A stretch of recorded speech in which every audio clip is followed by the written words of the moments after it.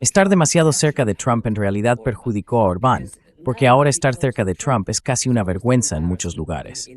Trump tiene esta asombrosa capacidad de alienar a todos sus amigos y seguidores. Lo hace deliberadamente, ya sabes, con el movimiento MAGA, con Inglaterra, con Francia, insultando al Papa, insultando a Macron, insultando a Starmer. Está insultando a todo el mundo, convirtiéndose en persona non grata en todas partes. Así que, de hecho, escuché que después de que Vance diera un discurso, hubo una caída catastrófica en las valoraciones de Orbán. Fue como un beso de la muerte.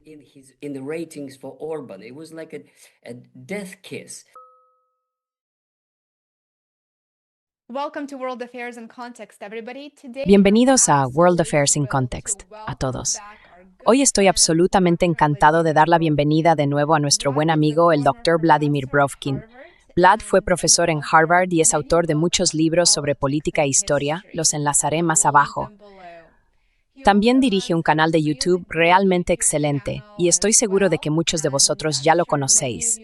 Para quienes no, también dejaré el enlace a su canal en la descripción más abajo. Vlad, bienvenido de nuevo al programa. Es un placer volver a verte. Siempre es un placer estar en tu programa. Gracias. Es un placer tenerte aquí. Así que hay muchas cosas ocurriendo en Europa, y una de las principales es, por supuesto, las elecciones en Hungría. Durante el fin de semana, Europa se vio sacudida por la derrota del primer ministro Viktor Orbán en las elecciones. Ha estado en el poder durante 16 años y ha logrado mantener la soberanía de Hungría mientras conservaba vínculos tanto con Europa del Este como con Occidente. ¿Qué hace que las elecciones húngaras sean tan significativas para Europa y la política global?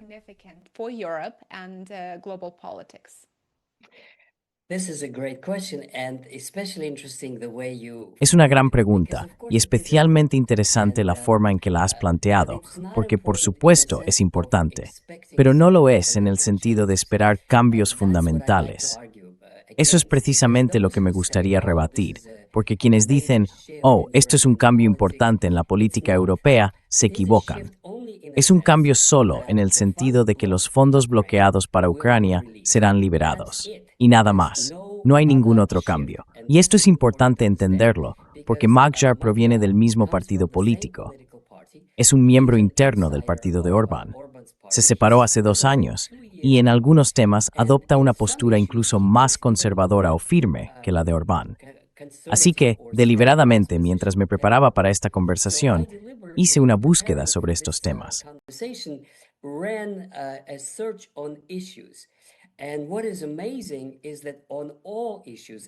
Lo sorprendente es que en todos los temas, excepto Ucrania y Rusia, de los que hablaremos por separado, en realidad es un conservador absoluto, total, o incluso más aún.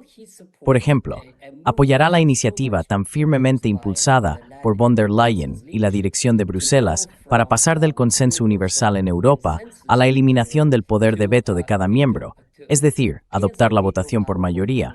No va a renunciar al derecho de Hungría, ni al de ningún otro país, a tener un veto. Así que está en contra de eso. ¿Y qué pasa con las cuotas de inmigrantes?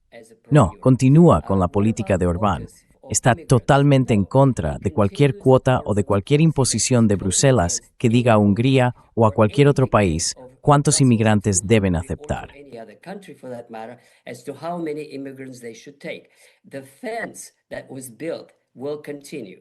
La valla que se construyó continuará y, como él dijo, ha sido reforzada en algunas zonas.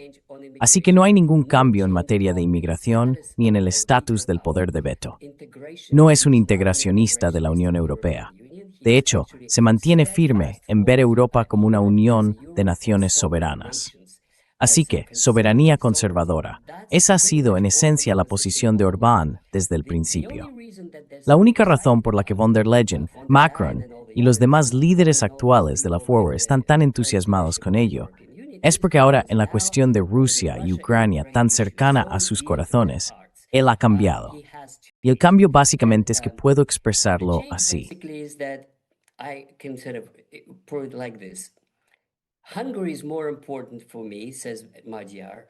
Hungría es más importante para mí, dice Mayar, que el dinero para Ucrania. Así que no vamos a luchar para mantenerlo congelado. Que se queden con su dinero, ese no es nuestro dinero, pero queremos recuperar el nuestro. Y eso es lo que está haciendo. Su postura es, en cierto modo, muy astuta. Se trata de querer tenerlo todo. Quiere complacer a los europeos para obtener el dinero congelado de la Unión Europea que Hungría necesita. Al mismo tiempo, lo está pagando desbloqueando fondos para Ucrania. En ese sentido, esto es simplemente una política pragmática, nada más que eso. No es un cambio fundamental en la posición de Hungría. Y por último, en cuestiones internas, ya sabes, el aborto, la agenda woke y los derechos de las minorías sexuales.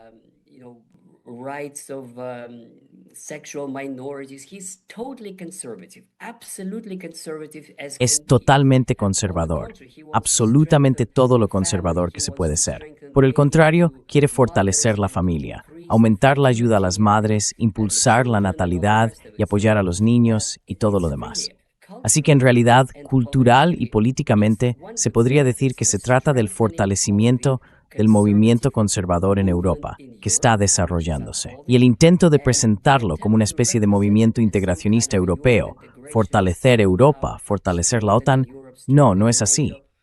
En realidad es, ya sabes, Orbanismo sin Orbán, como dijo un observador, o la política conservadora húngara llevada un paso más allá, salvo en lo que respecta a Ucrania y Rusia, de lo que podemos volver a hablar más adelante.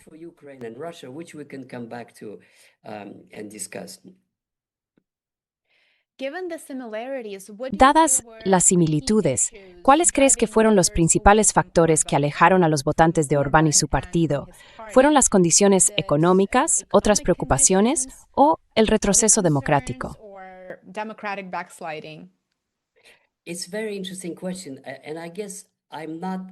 Es una pregunta muy interesante. Supongo que no estoy, ya sabes, lo bastante cerca de Hungría como para poder comentar realmente sobre eso. Habría que ser un especialista en la sociedad húngara. Pero mi impresión es que estar demasiado alineado con Trump en realidad perjudicó a Orbán, porque ahora estar cerca de Trump es casi una vergüenza en muchos lugares. Trump tiene esa asombrosa capacidad de alienar a todos sus amigos y seguidores. Lo hace deliberadamente, ya sabes, con el movimiento MAGA, con Inglaterra, con Francia, insultando al Papa, insultando a Macron, insultando a Starmer. Está insultando a todo el mundo, convirtiéndose en una persona non grata en todas partes. Así que, en realidad, yo acepto que después de que Vance diera un discurso, hubo una catastrófica en las valoraciones de Orbán. Fue como un beso de la muerte.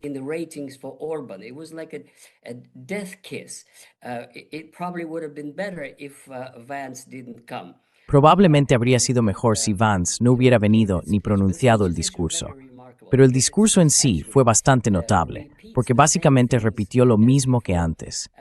Fue más importante para Vance y las relaciones de Estados Unidos con Europa que para Orbán y Hungría, porque reiteró que Vance, si alguna vez llega a ser presidente, es intrínsecamente hostil a la actual Unión Europea, a la que llama la burocracia de Bruselas. Dice que centralizan el poder, que quieren inmigración, que quieren diluir las culturas nacionales y que pretenden subvertir la soberanía en todos estos asuntos. En su discurso, Vance fue incluso más antioccidental que el propio Orbán, o que el propio Vance cuando habló en la Conferencia de Seguridad de Múnich. Por eso el discurso fue importante. Pero hablando de Orbán, me parece que el cambio fue algo normal.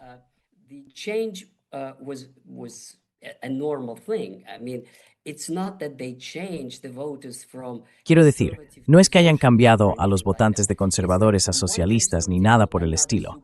Es más bien pasar de un conservador a otro, un superconservador discípulo de la generación anterior. Este tipo es más joven. Y quizá lo que ha influido es que Hungría realmente necesita esos fondos. Sienten que tienen derecho a ellos. Y ya sabes, bloquear fondos para Ucrania no es algo importante para ellos. Les dejaremos tenerlos. Pero lo interesante de Hungría y Ucrania es que los medios occidentales lo presentan como ahora va a haber buenas relaciones entre Hungría y Ucrania. No las habrá, porque los dos problemas fundamentales siguen ahí y no pueden resolverse de inmediato, simplemente dándose la mano o diciendo, hoy vamos a tener buenas relaciones.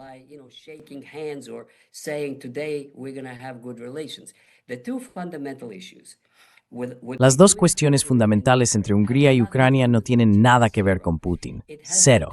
Tienen que ver con el petróleo, en primer lugar, y con la minoría húngara en Ucrania, en segundo lugar.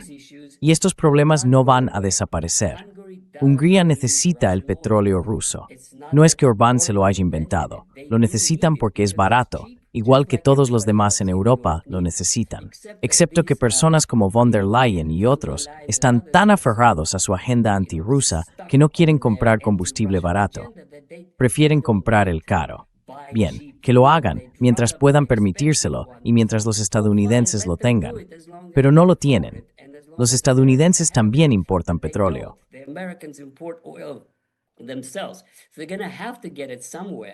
Así que tendrán que conseguirlo de algún sitio, y veremos cómo se desarrollan las cosas en Oriente Medio. En ese sentido, la cuestión del petróleo es simplemente pragmática. Seguirán comprando petróleo ruso. Sobre esto, cabe señalar que no está claro que los rusos vayan a venderles ese petróleo, porque Putin siempre ha dicho que necesita socios a largo plazo, previsibles y estables. Y si Hungría dice, por ahora vamos a comprar petróleo ruso y más adelante lo eliminaremos progresivamente, los rusos pueden responder, bueno, ¿por qué no lo eliminamos ya? Porque en la situación mundial actual tienen muchos clientes y no necesitan esos durante 1 o 2 años. Pero una brecha más seria es la que existe entre Hungría y Ucrania por la cuestión de las minorías húngaras, ya que muchos de ellos no quieren ir a luchar.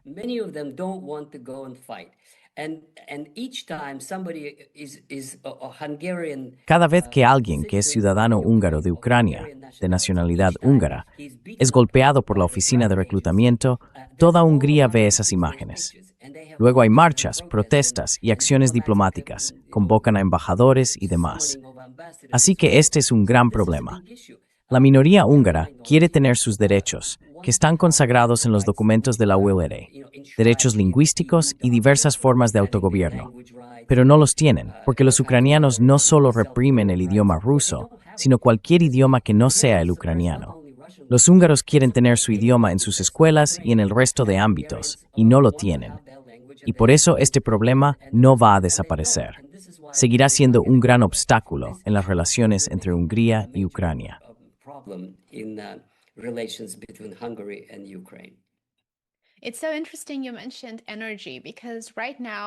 Es muy interesante que hayas mencionado ahora mismo, con la guerra en Oriente Medio, parece que Rusia está en una posición muy favorable en cuanto a disponer de la energía y los suministros que todo el mundo necesita.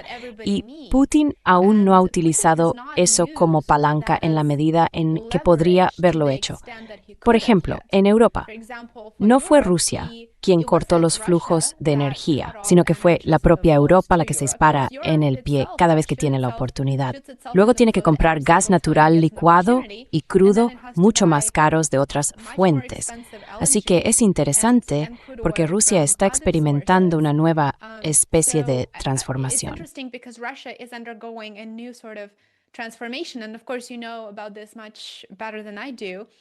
Y, por supuesto, tú sabes esto mucho mejor que yo. Se trata de buscar el desarrollo de asociaciones con Oriente, ¿verdad? Es esta idea de la eurasianización, en la que ahora se ve a sí misma no tanto como una nación europea, sino como el punto donde se encuentran Oriente y Occidente.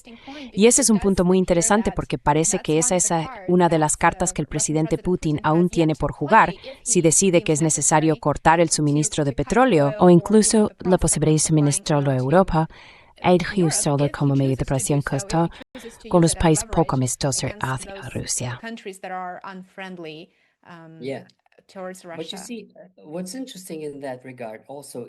Pero verás, lo interesante en ese sentido son las tendencias históricas a largo plazo frente a los cambios de política inmediatos. Lo verdaderamente importante es que, independientemente de lo que haga la UE o de lo que haga Putin, el proceso histórico a largo plazo que estamos viendo desarrollarse ante nuestros ojos es un desplazamiento de la actividad económica de Occidente a Oriente. Eso es una cosa. Y la segunda, por supuesto, es el cambio del comercio marítimo al comercio continental. Y los mayores socios en el comercio continental son Rusia y China. La economía china necesita mucho petróleo.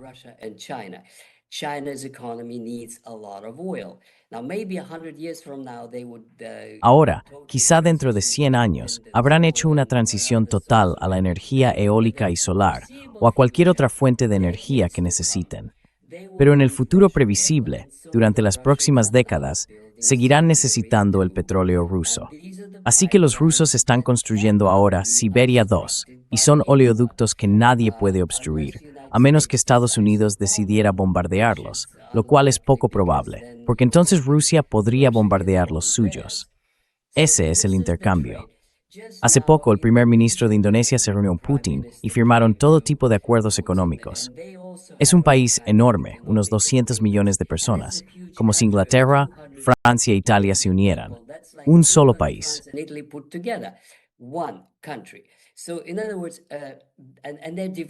En otras palabras, se están desarrollando muy rápido y tienen buenas relaciones con Malasia, Singapur, Laos y todos los países asiáticos.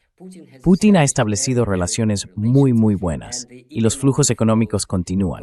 Incluso India, ya sabes, intentando agradar a Trump, sigue comprando petróleo ruso porque obtiene buenos beneficios con ello.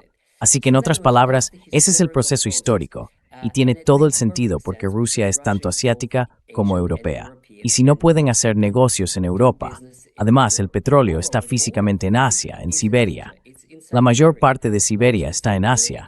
Resulta mucho más práctico construir todos esos oleoductos que van hacia los puertos asiáticos y otras rutas de tránsito.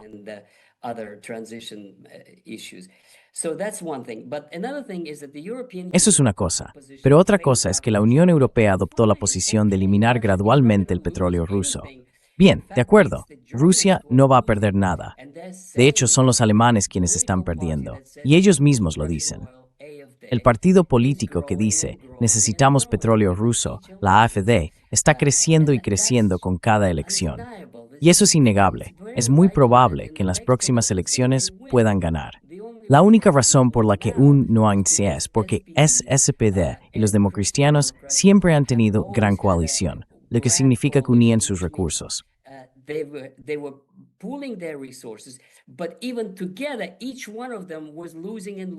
Pero incluso juntos, cada uno de ellos estaba perdiendo y perdiendo y perdiendo, hasta el punto de que ahora el SPD está en torno al 15%, el nivel más bajo de su historia. Y la gente del SPD dice, bueno, esta coalición nos está matando. Y sin embargo, tienen tanto miedo de cambiar de rumbo, temen que la AfD gane, que se aferran a un camino autodestructivo. Tienen miedo de cambiarlo, porque si lo hacen, van a perder. Y en cualquier caso, van a perder. Simplemente prefieren esperar unos años más, con la esperanza de que ocurra algo y human. Lo mismo en toda Europa.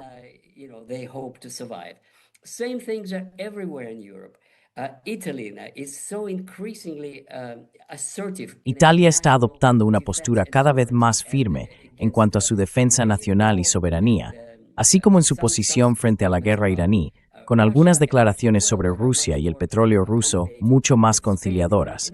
Y lo mismo ocurre con España.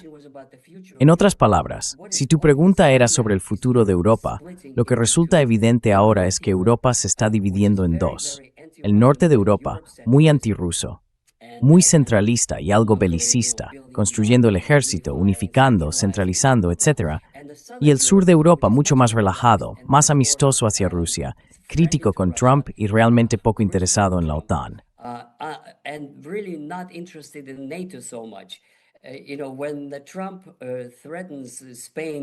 ¿Sabes? Cuando Trump amenaza a España, os vamos a expulsar de la OTAN. Bueno, ¿a quién le importa? No es como si alguien fuera a atacar a España. Y pasa lo mismo con Italia. Dicen, bueno, vais a tener que pagar por vuestras bases, o si no, ya sabes, si nos expulsáis, no pasa nada. No tenemos ninguna prisa. Es un fenómeno nuevo muy interesante. Este ataque de Trump a la OTAN reveló realmente que no es que todo el mundo esté deseando formar parte de la OTAN y tener esas bases, que en realidad son puestos avanzados del poder estadounidense, más que mecanismos para la defensa de Europa. Es un tema aparte, pero en fin, surgió de alguna manera en los debates húngaros sobre cuál es el futuro de la OTAN.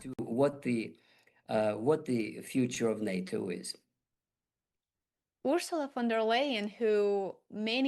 von der Leyen, a quien muchos consideran representante de los globalistas, elogió el resultado de las elecciones en Hungría, diciendo que le resulta más fácil respirar tras la derrota de Orbán. Zelensky tampoco ocultó su entusiasmo, ya que la pérdida de Orbán probablemente se traduzca en más financiación para lo que él llama su régimen. Entonces, ¿quiénes son los ganadores y quiénes los perdedores ahora que Orbán ha sido derrotado y sustituido por Magyar?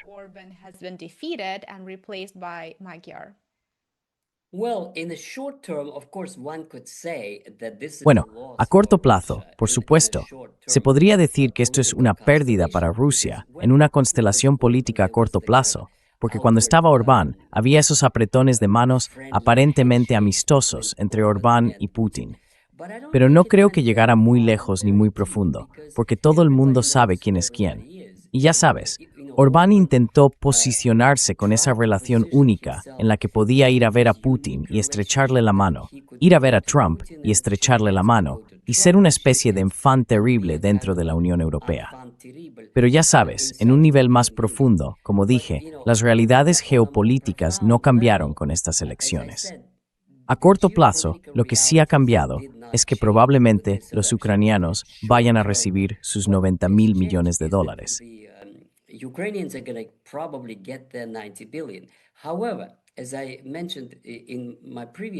Sin embargo, como mencioné en mi anterior debate sobre el tema, los europeos no tienen ese dinero. Es decir, lo aprobaron, pero reunirlo realmente será extremadamente difícil, especialmente si la guerra en Oriente Medio continúa. El precio del petróleo lo vemos en la televisión aquí en Europa todos los días. Los gobiernos, incluso en Francia, se ven obligados a conceder todo tipo de subsidios a los agricultores y a las personas que consumen mucha gasolina y diésel. Y eso está ocurriendo en toda Europa. Realmente necesitan, bueno, por ahora la crisis aún no ha llegado. Porque ya sabes, con esta montaña rusa, un día los precios suben, otro día bajan. Probablemente algunas personas ganen mucho dinero con todas estas especulaciones de paz y guerra, guerra y paz, paz y guerra.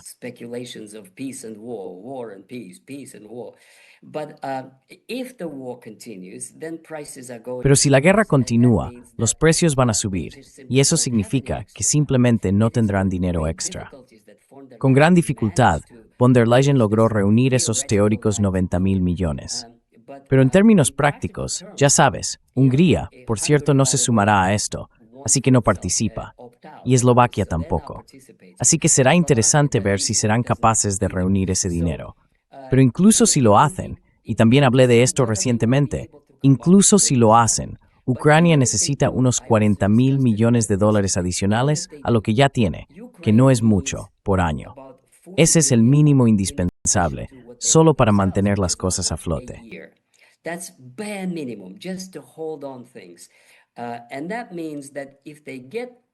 Y eso significa que, si obtienen lo que esperan, tendrán suficiente dinero hasta noviembre, y quizá puedan de algún modo estirarlo hasta final de año.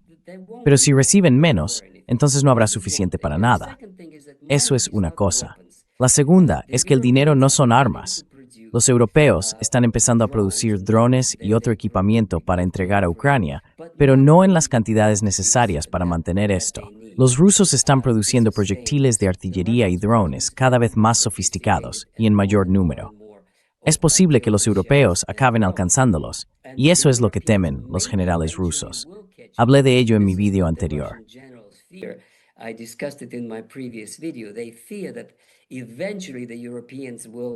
Temen que con el tiempo los europeos sean capaces de hacerlo, pero lo dudo. No lo sé. Quizá podamos, quizá no, porque no tienen el dinero, no tienen la voluntad, no tienen las fábricas en funcionamiento, no tienen la energía y no tienen la unidad. Y las elecciones en Hungría no van a cambiar ninguno de esos factores. Seguiría habiendo falta de dinero, de unidad, de voluntad y de armas. Ojalá las tuvieran. Siguen hablando de construir un ejército europeo, de construir esto, de construir aquello. Pero hablar es una cosa, construir es otra. y no están construyendo gran cosa.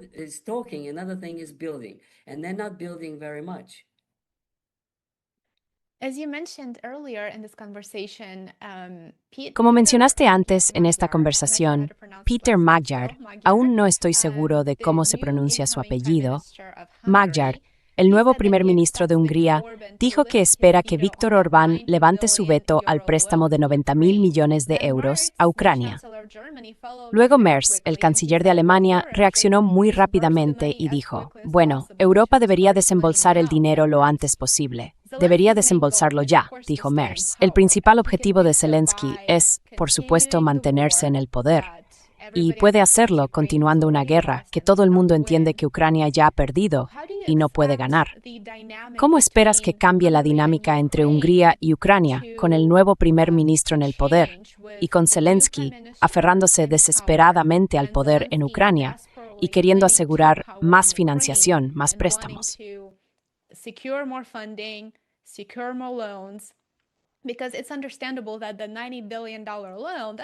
Porque es comprensible que el préstamo de 90.000 millones de euros no vaya a ser realmente decisivo para Ucrania. Es solo suficiente para servir como una especie de salvavidas. Pero en cualquier caso, Ucrania va a necesitar más dinero cuando se agote ese préstamo. Así que Zelensky volverá a pedir más. Mientras al mismo tiempo abusa de los derechos de los ciudadanos ucranianos en el oeste de Ucrania y continúa con las políticas nacionalistas extremas que él y la extrema derecha en el poder en Kiev están impulsando. Entonces, ¿cómo va a cambiar esa dinámica entre Hungría y Ucrania ahora que hay tantos intereses en conflicto entre ambos estados? Y por supuesto, también está la presión de la UE para impulsar su agenda y promover sus intereses.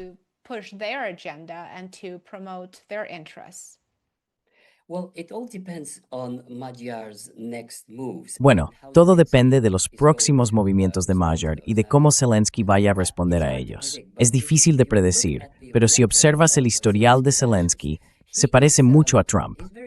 Ha insultado prácticamente a todo el que podía insultar, incluidos Merz y los húngaros. Así que es muy poco diplomático, por decirlo suavemente, o grosero, por decirlo claramente. En cuanto a las acciones, lo que será importante para ver hacia dónde van las cosas es si Zelensky permite la reparación del oleoducto Druzhba, porque los ucranianos lo sabotearon deliberadamente. Los húngaros, bajo el mando de Orbán, quisieron enviar una delegación para ver qué ocurría, y los ucranianos ni siquiera les permitieron inspeccionarlo.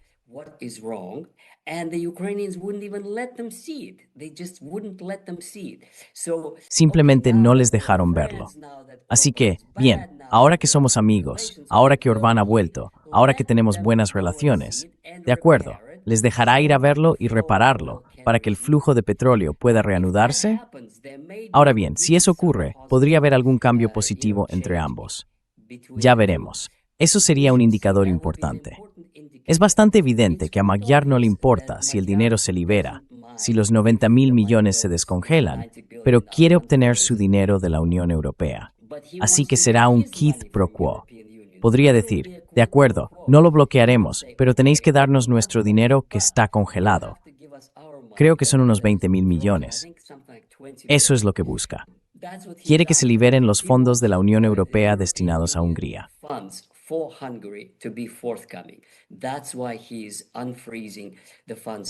Por eso está descongelando los fondos para Ucrania. Como acabamos de comentar, esta será una ayuda temporal. Pero ahora, no sé qué pueden hacer con ese dinero. No hay suficiente armamento disponible en los mercados mundiales. Ninguna de las armas estadounidenses está disponible, ninguna.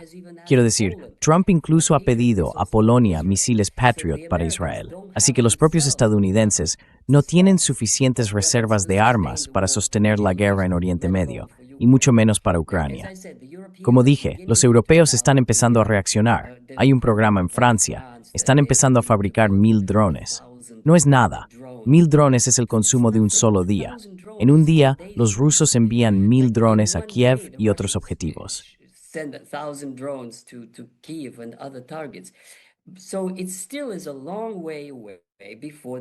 Así que todavía falta mucho para que los europeos puedan igualar a los rusos en la producción de drones.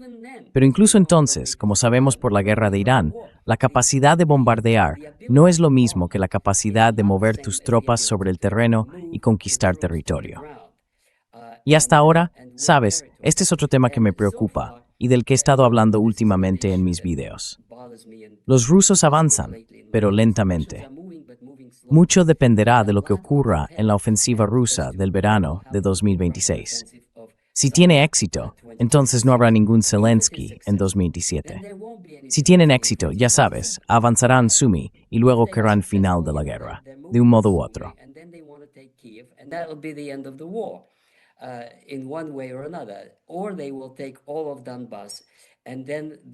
O tomarán todo el Donbass, y entonces la atención se desplazará a Kharkov y Odessa. Así que no es que vayamos a ver lo mismo en el 27, el 28 o el 29. No, las cosas llegarán a algún tipo de resolución, quizá este año, quizá el próximo. Pero de nuevo, con cada movimiento de las tropas rusas, Ucrania está perdiendo zonas industriales. El Donbass es lo que representa la industria ucraniana. Sin él, no es más que un territorio agrícola, con hermosos campos e iglesias blancas y bonitas. Una de las ciudades incluso se llama Iglesia Blanca, pero no es el gigante industrial que solía ser la Ucrania soviética.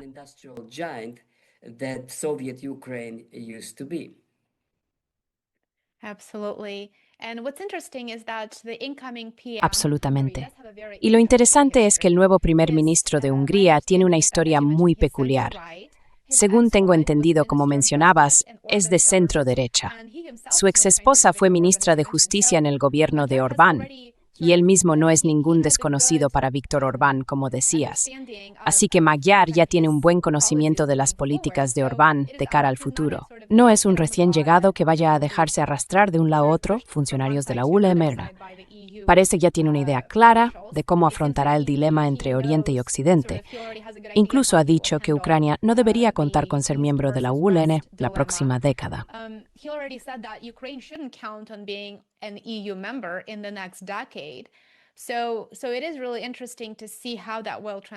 Así que resulta muy interesante ver cómo se desarrollará eso una vez que él se convierta en primer ministro y si veremos algún cambio importante en su postura hacia Ucrania y hacia Rusia. Pero ¿crees que con la salida de Orbán, la idea, ya que muchos se refieren a Orbán como, ya sabes, el perrito faldero de Putin, y lo he visto en muchos artículos, en realidad no es cierta? Porque es probable que Magyar siga muchos de los mismos puntos clave que seguía Orbán.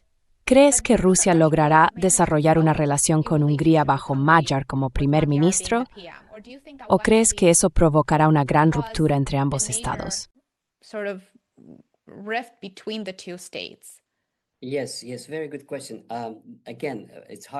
Sí, muy buena pregunta. De nuevo, es difícil de predecir, pero los primeros indicios apuntan a que el gobierno ruso, Putin y Peskov, no estaban muy contentos con Magyar. Y no es tanto que haya sustituido a Orbán, son las declaraciones que él mismo hizo. Permíteme explicarlas, porque revelan bastante sobre las actitudes de un nacionalista húngaro como él. Lo que no les gustó a Putin y a Peskov fue que dijeran, no queremos felicitar a líderes hostiles. Ahora bien, en algunos de esos mítines, lo que resultó especialmente ofensivo para los rusos fueron los lemas y cánticos de esas enormes multitudes a favor de Magyar.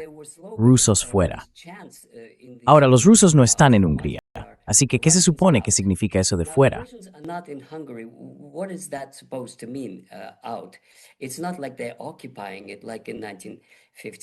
No es que la estén ocupando como lo hicieron en 1956. Así que los discursos de Magyar podrían interpretarse como antirrusos. Hizo referencias a la revolución de 1848, que fue reprimida por las tropas rusas a petición del emperador austríaco. Luego mencionó, obviamente, la revolución de 1956, que fue reprimida por las tropas soviéticas. Lo cual está bien, quiero decir, esos son hechos, eso es historia, eso es lo que ocurrió. Pero también se refirió, y esto es particularmente doloroso para Peskov y para Putin, a los rusos en 1944-45.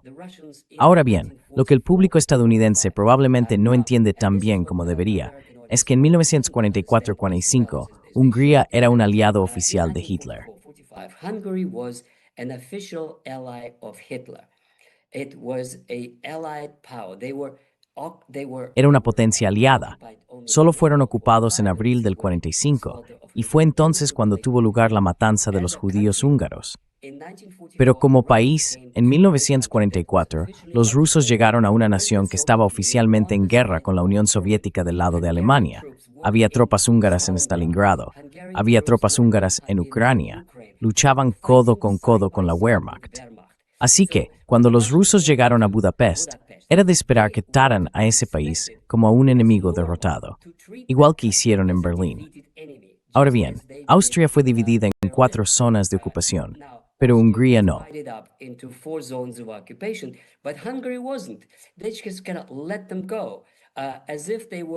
Simplemente los dejaron ir, como si fueran, ya sabes, menos culpables que Austria, que fue simplemente un Anschluss, simplemente añadida a Alemania. Pero en muchísimos aspectos, los húngaros en la Segunda Guerra Mundial, su historial es, no se puede negar, fueron aliados de Hitler. Y cuando llegó el Ejército Rojo, tenían todo el derecho a tratarlos igual que se comportaron en Stalingrado, actuando como conquistadores. Así que cuando los soviéticos instalaron su régimen títere, sí, suena terrible, pero los estadounidenses hicieron lo mismo en todos los lugares a los que fueron. Quiero decir, así es la realidad. Pierdes la guerra y sufres las consecuencias de la ocupación. Otros países no fueron a la guerra, pero muchos sí. Los italianos apoyaron a Hitler. Rumanía apoyó a Hitler. Incluso Bulgaria envió tropas.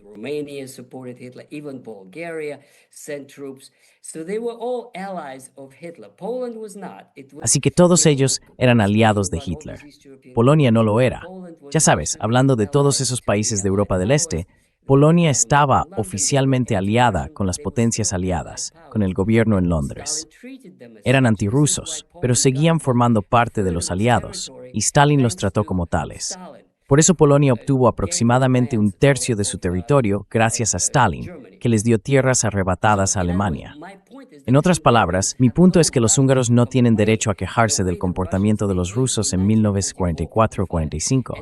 Y si Magyar defiende a ese gobierno nazi, aliado de Hitler, eso significa que no puede esperar buena voluntad de ningún gobierno ruso, incluidos Putin y Peskov.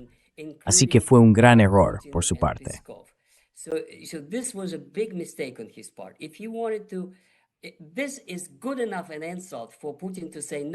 Esto es suficiente insulto para que Putin diga, no vamos a darte nada de petróleo, aunque lo pidas. Es una ruptura seria, porque es un insulto a Putin. La Segunda Guerra Mundial es sagrada, es algo intocable. Y si dices algo insultante sobre la forma en que se comportaron los rusos en 1944, eso es lo peor que podrías decirle a Putin, porque él está totalmente en contra de cualquier, como él lo llama, reconsideración de la guerra. Los héroes del Ejército Rojo son sagrados para él. Y creo que eso significa que hay una posibilidad real de ruptura, porque Magyar, como verdadero nacionalista, les dice a los rusos, nos maltratasteis en 1848, 44 y en 1956. Así que esa actitud implica que tenemos un resentimiento hacia vosotros.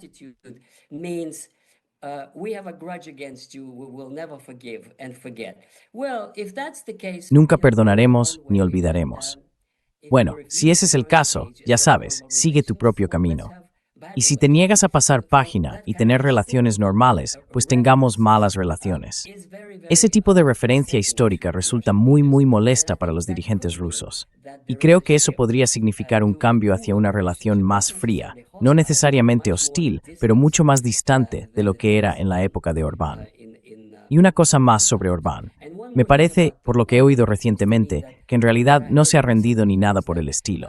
Tiene un 37%, lo cual es respetable. Se tradujo en menos escaños en el Parlamento, pero es 51 frente a 37, un resultado respetable, aunque no una derrota aplastante para Orbán.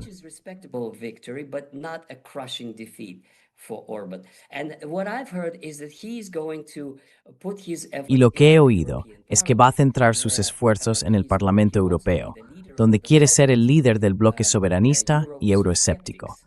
Orbán está muy activo ahora en el Parlamento Europeo, y ha construido una especie de reputación como líder mundial, lo cual es asombroso para un país pequeño como este.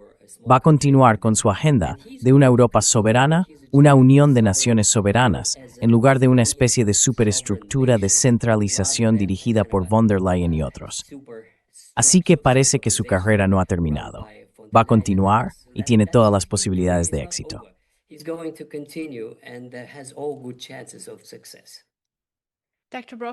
Dr. Brovkin, quizá una última pregunta por hoy. ¿Cuáles son los mayores desafíos a los que se enfrentará un nuevo gobierno húngaro, digamos, en los primeros 100 días?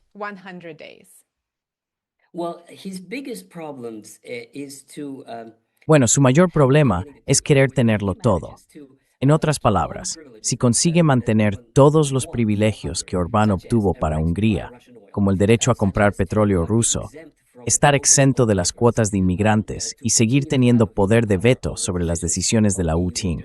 Si conserva todo eso y además obtiene el dinero que estaba congelado para Hungría, entonces, estupendo. Sería todo un logro por su parte aprovechar esta ola de actitud positiva y de felicitaciones hacia Hungría para conseguir lo que quiere de la Unión Europea, mientras continúa con su agenda nacional conservadora.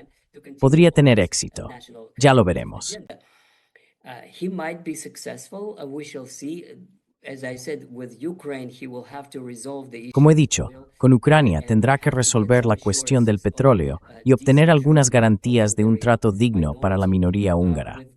Con Putin, todo depende de si tiene el valor de acudir a una reunión y de si pueden superar o no esta hostilidad inicial. Dice que no tiene planes, de acuerdo. Veremos si su ministro de Asuntos Exteriores irá. En otras palabras, lo que contará serán las acciones, no la retórica durante las elecciones. Lo que sabemos de él ahora es quién es y de dónde viene. Desde ese punto de vista, cabe esperar políticas conservadoras y nacionalistas que defiendan a Hungría de la burocracia europea, igual que hizo Orbán, y un cambio en las relaciones con Rusia, probablemente en la misma línea que con Ucrania. Eso es lo que espero.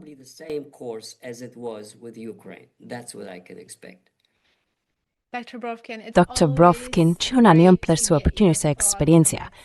Muchas gracias por acompañarnos y, como siempre, espero volver a contactar con usted pronto. Muchas gracias.